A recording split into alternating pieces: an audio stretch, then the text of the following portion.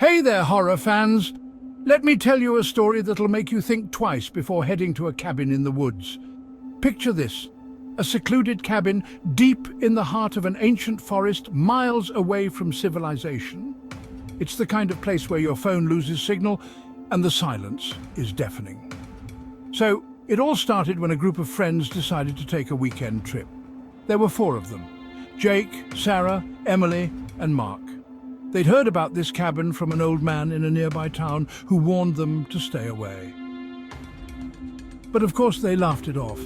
On the first night, everything seemed perfect. The cabin was rustic but cozy, with a roaring fireplace and the comforting scent of pine. They drank, laughed, and swapped ghost stories until the early hours.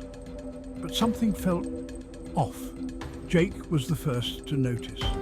As he stared into the flickering flames, he swore he saw shadows moving in the corners of the room. He tried to shake it off, blaming it on the booze.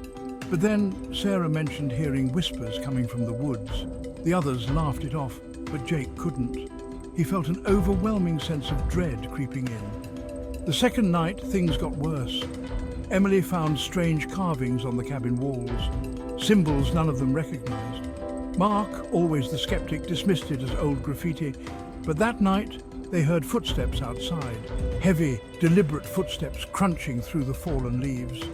Jake grabbed a flashlight and peered out the window, but saw nothing.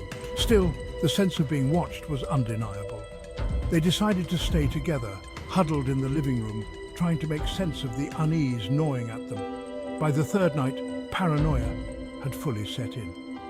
Emily was sure she saw a figure standing at the edge of the forest, just watching. Mark tried to confront it, but it vanished before he could reach it. The whispers grew louder, more insistent. They couldn't sleep, couldn't think. That's when they found the journal.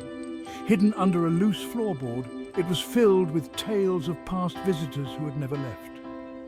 Each entry ended the same way. It watches from the woods. It waits.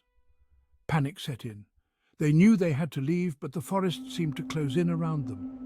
Every path they took led them back to the cabin. It was as if the woods themselves were conspiring to keep them there. On the fourth night, Jake disappeared. One moment he was there, the next, gone without a trace. The remaining three were frantic, but no amount of searching could bring him back. The whispers turned into screams, echoing through the cabin. In the dead of night, Sarah, Emily, and Mark made one last desperate attempt to escape. They ran, not caring where they went, just away from that cursed place. Dawn broke and they found themselves back in town, exhausted and terrified. They never spoke of that weekend again. Jake was never found. The cabin remains, waiting for its next visitors. So if you ever find yourself in those woods, remember their story. Sometimes the things that go bump in the night are all too real. Thanks for watching.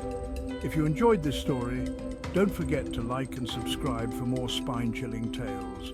Until next time, stay safe and stay scared.